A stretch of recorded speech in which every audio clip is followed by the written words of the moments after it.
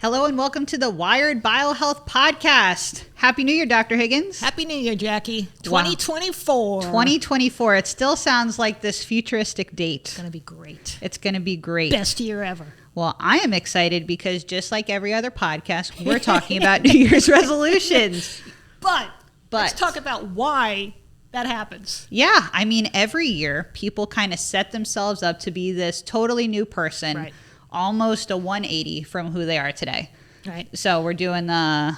Yep. People say, like, what's your New Year's resolution? I'm like, I don't have one. I stopped having New Year's resolutions when I learned that every day I had to be accountable to myself. Yep. And that happened a long time ago. But it's not one day a year you're like, all right, I'm going to change my diet. I'm going to lose that 50 pounds. I'm going to become somebody new. Yep. I'm going to do, I'm going to finish that education. I'm on that hobby I always wanted to start. You know, it doesn't work that way. Yeah, I mean, most New Year's resolutions fall off by Valentine's Day. Valentine's Day, it's it. So 6 weeks later, you've given it your best shot. That's why gyms do all the pushes that they do, you know, and they'll do $1 a week, like Planet Fitness. You know, it's like free forever kind of thing because they know you know, it may last a couple weeks. Valentine's Day is it. Yep. It's about small, attainable, realistic habit changes. You know, why are we always on that treadmill of the same things? Why is it always the same fill in the blank X amount of pounds? Why is it always the whatever habit, start exercising? It's because we go overboard. Right. You know, that 50 pounds we look at like 51 pounds instead of 2 pounds a month. Right. Something realistic that you can do even just simply by walking. Yeah. Right? Yeah. So there's your exercise. There's the weight loss. There's better clarity coming out of your brain. Yeah, I think that the weight loss example is an easy one because we know that there's 3,500 calories in a pound in 7 days in a week. Boom. So somehow get rid of 500 calories Figure a day. it out. That's a pound a week. Right. So you are going to work off those 52 pounds within a year, though. Don't make it by the end of this month or some unrealistic goal. And anything ever in your life that really is worth achieving is work. Yep. Right? So it might be 2 steps back, 2 steps ahead, 1 step back. Right. But we've got to say, okay, and instead of dropping off, like, all right, I didn't lose any weight this week. Hang in there. It's going to happen next week. Or fine tune. Did I lie to myself all week and say I really didn't have that ice cream after dinner every single night?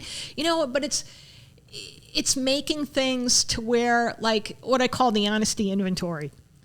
There's no teacher, there's no principal that you have to suck up to, right? This is your life. Right. Are you being honest with yourself, and are you being honest with what you really want? Yeah. And I think that the mental health example is so interesting, too, when we talk about New Year's resolutions, because for the first time, I think it was last year, Gen Z prioritized mental health to be their top New Year's resolution. Which is pretty impressive. Pretty impressive. So when we think about supporting our mental health in the new year, to have better mental health, that might be something that listeners have put on their New Year's resolution. Absolutely. What does that mean? If it's not on there, should make it to the list. So one of the things that we talk about how to achieve goals is to be precise and specific. Right. So you can't just say better mental health. What does that mean? What does that mean to you? Very good point. What does that mean to you? So what are some examples that somebody might be able to refine better mental health? Mental health might be, say, to a teenager, of I am not going to follow, fill in the blank, name of the kid, that person is always scrolling through looking to see what they're doing in their life. Right. One thing that can be actionable, and what do you want to get from that? Yeah. Right?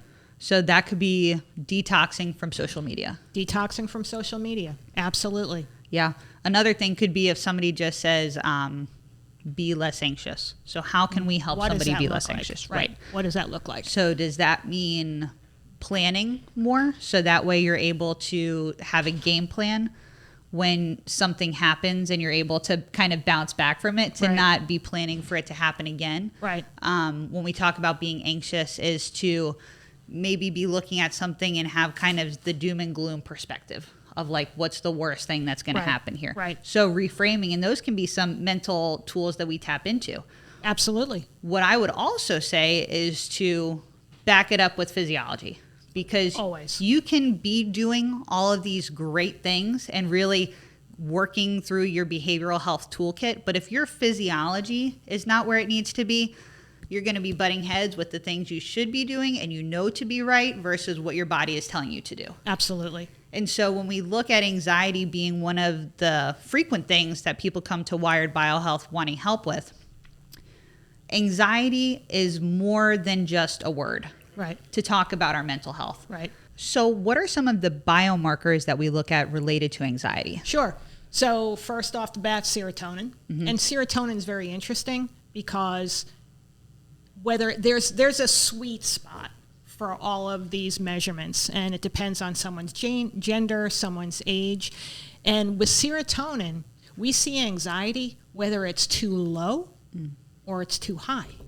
So oftentimes someone's like, well, I have more serotonin than I need. Isn't that good? No, because it creates that same stress response that creates anxiety. Yep. Right? Epinephrine, adrenaline, norepinephrine, those are all related to anxiety and can even be more. Yeah, and to me, that's why it's so important to go through the measurement. Because when we talk about these feelings, these vocabulary words, what I might describe as anxious, another person might say ADHD, right? I can't focus. Another person might say depressed, I'm reclusive. But you don't understand the biochemical pathways that are creating those symptoms that make you use those vocabulary words. Absolutely. So we need to start by identifying which of these biomarkers need support. And it's never just one. Never. Right? As you say, the body will always borrow from Peter to pay Paul to find homeostasis. Right. And so when we also look at some of the genes related to the neuroscience biomarkers, one of the things that comes to mind for me is COMT. Sure. And so that's the catechol methyltransferase. Right. And if somebody has a polymorphism, so an error in genetic coding for that specific SNP, they're going to have a more difficult time bouncing back. Right, right. They don't just let it go. They stay in anxiety and depression longer. Mm-hmm. Right? So let's just say an event occurred that morning, and that night they're still wound up about it. They didn't just handle it, let it go. And someone with COMT SNP here, an error in the coding, is going to be more likely to show that kind of behavior. So if we identify that, it makes all of these things that you're trying to do better. Yep. You're putting in the effort, you're putting in the work. Why am I not getting the results? Mm-hmm. These are the things we need to start to look at, because that's a game changer.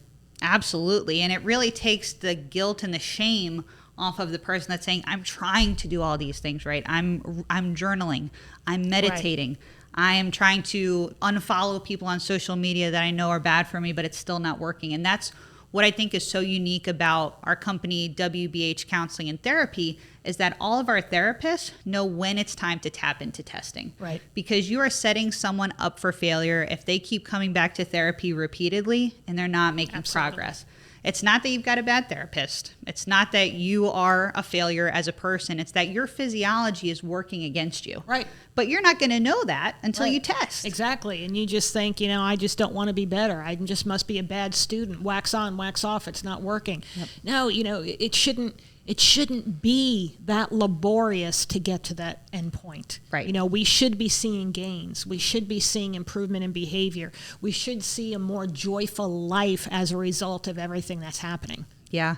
And I think that's also where, when we're thinking about these New Year's resolutions, finding actionable things. So if mental health is always something that you're putting on your list, or physical health, or drinking less, and these are things that are difficult to accomplish, it's not because the willpower is not there. It is. You put it on your list. You've been giving it a good go for the past X amount of years. But your biology could be the thing that's making it difficult to cut back on the drinking. Right. To make better food choices, to sleep more. Right, absolutely. Figure out physiologically where those suboptimal pathways are and support them. Prioritize those things. Yep. It's fixing the foundation that makes everything else happen so much easier. Yep. Well, if New Year's resolution is something that you wanted to talk about, you came to the right place today.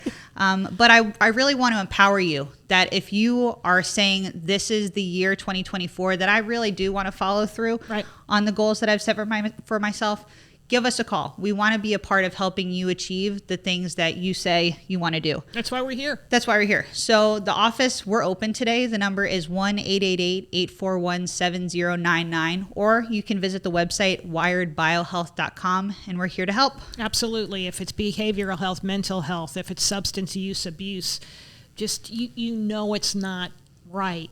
If it's anxiety, depression, insomnia, OCD, or I just don't have any relationships, get it right.